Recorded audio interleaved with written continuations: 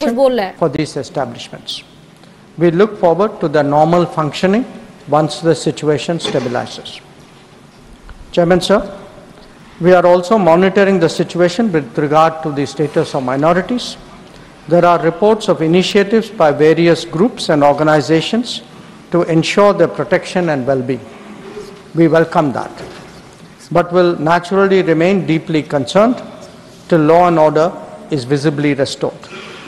Our border guarding forces have also been instructed to be exceptionally alert in view of this complex situation. In the last 24 hours, we have also been in regular touch with the authorities in Dhaka. This is the situation as of now. I seek the understanding and support of the House in regard to sensitive issues regarding an important neighbor on which there has always been strong national consensus. Thank you. Debate resumes. Shri Deepak Prakash.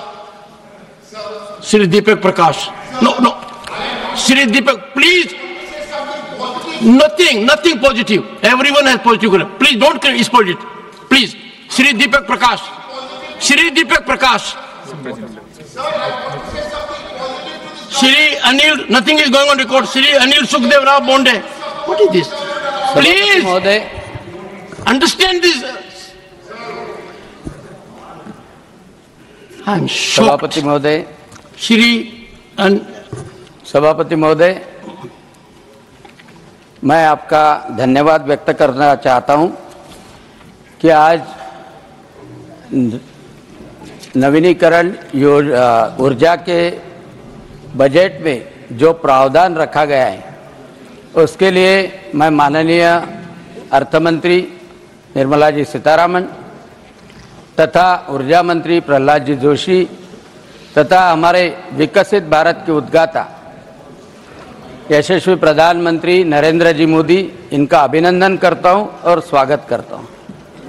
Carbon neutrality की तरफ हम 2070 तक हमें पहुंचना है और carbon neutrality achieve करनी है तो उसमें सबसे महत्वपूर्ण कदम है कि फॉसिल के वजह से जो ऊर्जा का निर्माण होता है वो हमें रिप्लेस करना पड़ेगा। कार्बन इमिशन, CO2 इमिशन कम करना पड़ेगा। वो फॉसिल का यूटिलाइजेशन कम कैसा करे तो उसके लिए जो पंच महाभूत है, पंच तत्व है, जिसमें अग्नि है, वायु है, सूर्य का प्रकाश है, जल है, और इसकी सहायता हम न ले जो नैसर्गिक है तो हम कार्बन न्यूट्रलिटी की तरफ नहीं जा सकते।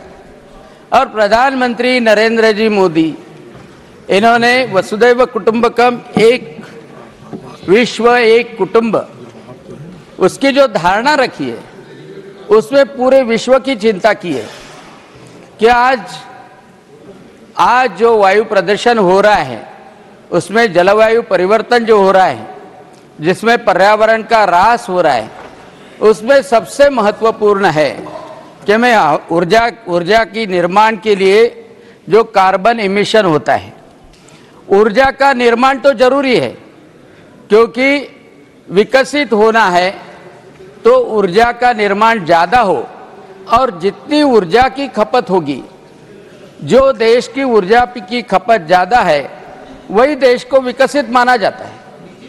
और इसलिए नवीन और नवीनीकरण ऊर्जा वो हमारे लिए महत्वपूर्ण रहती है।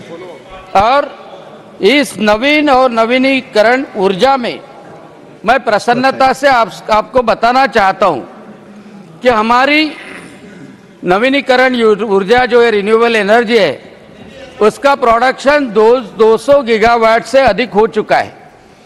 आज देश में जो कुल विद्युत क्षमता है उसके 45% ऊर्जा हम नॉन फ्यूल से करते हैं। पिछले 10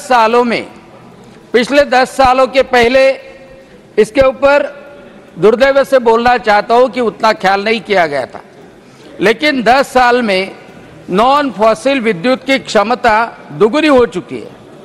इसमें तो सौर ऊर्जा की